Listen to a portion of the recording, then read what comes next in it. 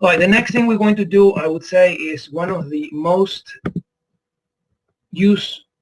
Give me just 1 second, please.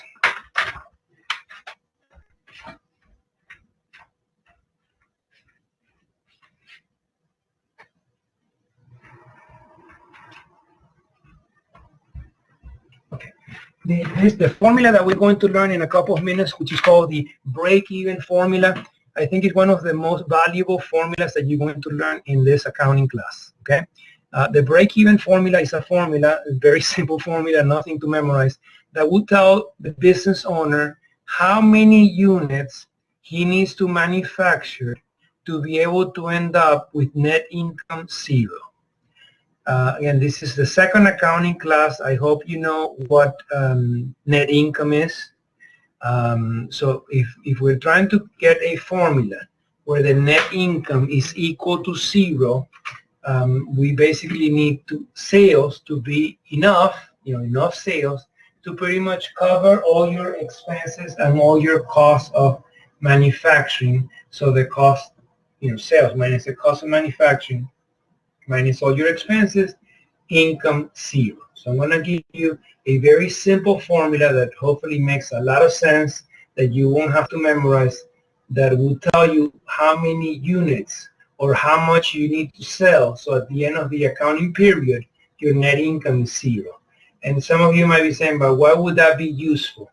Well, if you're thinking of starting a new business, this formula will tell you if your business idea, your business plan is something that is feasible, something that could be worth it for you to go into it. Otherwise, maybe like when you do the formula, you get a number that you're saying, wow, it's just, I never thought that I was going to have to sell, an example, 1 million units to be able to break even. You're saying, wow, 1 million units, impossible. Like I would need, a huge warehouse, parking space, the layout, the facility is almost impossible.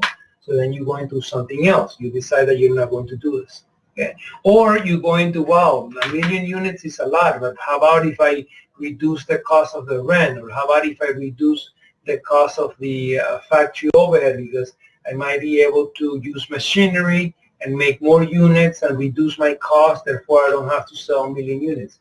That's what this formula is going to do for you. Okay? So let me just tell you how this works. Okay, you have here a typical income statement, pretty much simplified income statement, where you have your sales, you have your variable cost, then the difference between sales and variable cost is your we call this contribution margin, your fixed cost, and then your income. Okay. I want to emphasize, I want to make sure you understand that the way that they're showing this right here is they're making they're distinguishing, they're basically saying we are going to distinguish between variable cost and fixed cost. We spent the last 10 minutes talking about variable cost and fixed cost. So what they're saying is that when we prepare this type of report, we're going to have all the direct materials, which is a variable cost, direct labor, which is a variable cost, variable overhead like electricity, which is a variable cost, and keep that completely separate from the fixed cost. The fixed cost is the salary employees, the rent, the insurance, and the fixed manufacturing overhead. When you do that, when you keep those two separate, you'll be able to do forecasts. You'll be able to do what if, what happens if this is the case. So let's just see if we understand what they're doing. If this is your business, you're saying, okay, if I sell 50,000 units at $20 each unit, 50,000 units times 20, that gives me $1 million. Oh, wow, great, $1 million in sales. That's nice. Okay. But in order for you to make 50,000 units, especially manufacturing, you're not stealing those units. You are not buying those units from anyone. You are manufacturing each of those units. In order for you to manufacture each of those units, you need direct materials. You need direct labor, hourly employees. You need variable overhead, let's say electricity, right? Utilities. So they determine Obviously, the accountant determined that the cost of making each of one of those 50,000 units is $12. Okay? So if we take 50,000 units times $12, you get your variable cost of $600,000. Obviously, the difference gives you your leftover. We call that contribution margin.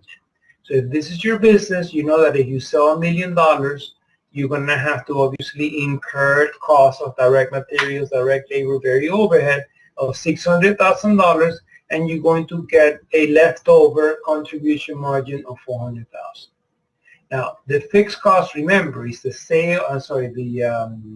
insurance, salary employees, rent, maybe property taxes. So all those costs that are not going to change depending on how many units you're selling. Those costs are same. So even if you were to sell 55,000 units or 40,000 or 45, the 300,000 will be the same. That's what the definition of a fixed cost, okay? So at the end of the day, the leftover is you have income of $100,000. You need to know this, contribution margin. You need to know how to come up with contribution margin. Now, the next column is almost the same thing, but they're telling you to get the contribution margin in dollars per unit.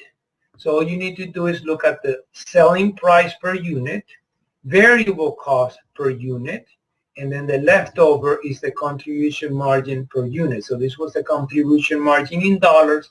This is the contribution margin per unit. By the way, this $8 or the contribution margin per unit is extremely valuable. This is just basically telling you that every unit that you sell for 20, the cost of making it is 12, so you end up with the $8 left over per unit. And then the last column here is contribution margin as a percentage. So if sales is 100, if the variable cost is 12 out of 20 or 600 out of 1 million, that's 60%. And then obviously the leftover is 40. Are there any questions? Okay. No. Yes, go ahead. Okay, the next thing that we're going to do is, now that we know, let's say for this company, that the contribution margin per unit is $8, I'm going to show you how to use that formula I was referring to earlier called break even. Okay, so the break even is a formula that will give you the number of units that you have to manufacture to end up here with 0. So in other words, right now, you know that by selling 50,000 units, this company is going to end at the end of the period with 100. I want a formula that tells me how many units, not 50, how many units I need to sell to end up with income here, 0. Okay? So to do that, it's very simple. Okay? I am going to take the $300,000, when I take the $300,000 and divide that by $8. Okay? I'm going to take the $300,000, which is the total amount of fixed costs, the rent, the salaries, the insurance. Those costs that don't change every period. It's the same. That doesn't change. And then I'm going to divide it by the $8. The leftover that I get when I sell the unit for 20, and obviously I have to make it, which the cost is 12, so I end up with $8. So I'm going to divide by that $8. And when you do that, you get 37,500 units. That's the answer. So the break even is basically telling you that if this company sells, instead of 50,000, if they sell 37,500 units, the income is 0.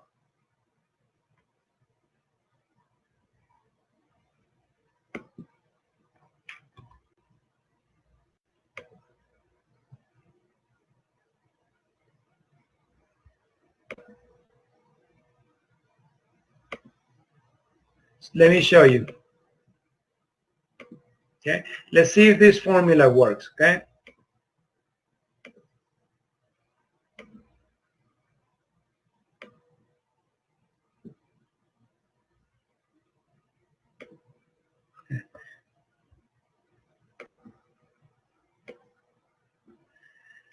Okay, so if I 37,500, that's what the formula gave me, right? So let's see if this works. So if I sell 37,500 units at $20 per unit, my sales will be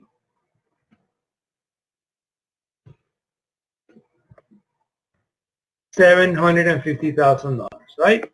Okay. So if variable cost, okay, if I sell 37,500 units, of course I need direct materials, ingredients, hourly employees, a little bit of electricity, okay? And the cost of that, according to this problem, is how much? 12, right? 12, correct? $12. So if my cost is $12, then my variable cost, $12 times 37,500 is $450. Now the remainder is my contribution margin. So I'm going to take here my sales, 750 minus 450,000. That gives me 300,000. Okay. And how much is my fixed cost? How much is the rent, insurance? 300,000. So if I take 300 minus 300, what do you get? 0. Formula did work. Income here, net income, 0. So the formula worked. If I basically manufactured and sell 37,500 units, the income is 0. By the way, if okay, so that's it. So is that formula useful? I think it's really valuable because again, I know as a business owner, let's say I own this business, that if I were to sell anything less than 37,500, I'm going to end up with a net loss. Anything more than 37,500, I'm going to end up with income. Now, give you a couple of examples that are relevant.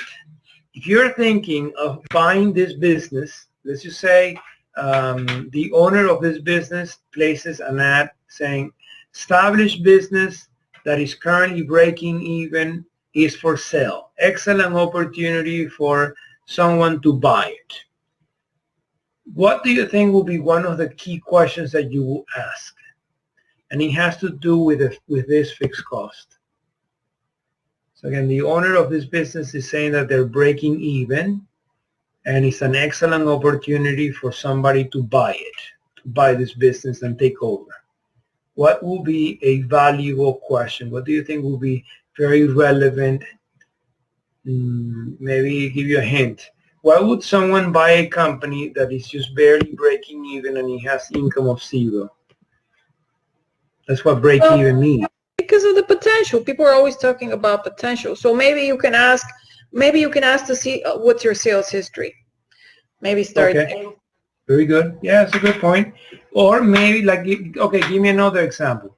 Like if you were to buy this company, what do you think like a lot of times, you know, the new business owner has new ideas. So what will be some of logical ideas that we say, wow, it makes sense. That's why he bought it. If he's planning to do what? Okay, so we have two elements. We have sales, we have costs. So maybe, but I don't see, like if I were to buy this business, what should I look for? And that's why I'm not an entrepreneur and I'm working for other people. I don't know what to look for here. Okay, but let's just say that you're thinking about buying this company. What, in other words, or somebody, your friend or somebody that is an entrepreneur might be thinking what there are tons of examples, but maybe they're thinking that they're going to do what? Let's start with sales. That they're going to do what? That they might be able to do what? Sell it for what? Sell it for, instead of $20, sell it for what? For a higher more? price. Yes, that's correct. Maybe the new owner is saying, you know what? Instead of selling it for $20, I'm going to sell it for $30. So if you sell it for $30, obviously you're going to have a contribution margin which is going to be higher, right? Because in other words, if you sell this for $30, then your unit contribution margin is not going to be 8, right? It's going to be what? Let me come over here, break even. Okay, so break even is your fixed cost divided by unit contribution margin. Okay, so in the first example, let me put this back to 20. Okay, we did the fixed cost was $300,000 and the unit contribution margin was $8, right? Correct? 20 minus 12. Okay, so we said if we take the fixed cost of $300,000 and we divide it by 8, we get the 37,500, which is this number, correct? Very good. Now, the example I was trying to tell is that, like, if you're thinking of buying this business, you're saying, you know what, I think that instead of selling it for 20, I think my this is a tortilla. I think my tortilla is going to be one of the best tortillas in Miami, and instead of selling it for 20, once I buy this company, I'm going to be able to sell it for $24. So when you sell it for 24, look what happens here. Instead of 37,500, now you only need 25. So again, instead of selling 37,500, if you sell 25,000 tortillas, you will break even. Let's just make sure.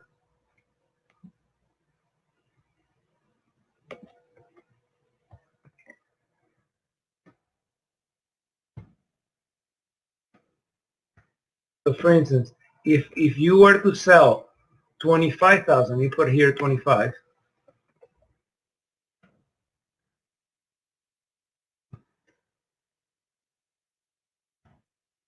What's the net income now? 0. So what I was able to show you that by increasing the selling price of the unit, everything else the same, $12 of variable cost, $300,000 of fixed cost, then I only need to sell 25,000 units. So that means that selling the unit, maybe the new owner is thinking of selling each, he thinks that he's going to be able to sell for $24. Now let's go back to the $20 from before. Okay, so now you need 37,500. Okay, maybe no. Maybe the owner says, no, I don't think I'm going to be able to sell for more than $20, but I think I'm going to be able to buy, look, the potatoes and the onions. You see, this guy goes to Publix and he buys from Publix. And I think that instead of going to Publix and buying the potatoes and the onions from Publix, I'm going to buy it from Costco. So instead of $12, I think this number is going to be 10. So look what happens to the 37,500. Okay, if my cost is 10, okay, now means that with 30,000 units I break even. Look, 30,000, 30,000, 0. Okay, so that's what the break-even formula is going to do for you. It's going to tell you how many units you have to sell to break even. Now, the question that I was looking for before, as far as what will be a valid, reasonable, very good question to ask, if a company is for sale and they're currently telling you, look, we're breaking even, a value, very good question will be, is the break even, when they tell you break even, is this fixed cost of $300,000 including the owner's salary? Because a lot of times when you have a business, like small business entrepreneur, look, when I had Ace of Spain, I worked like almost a year and a half without a salary.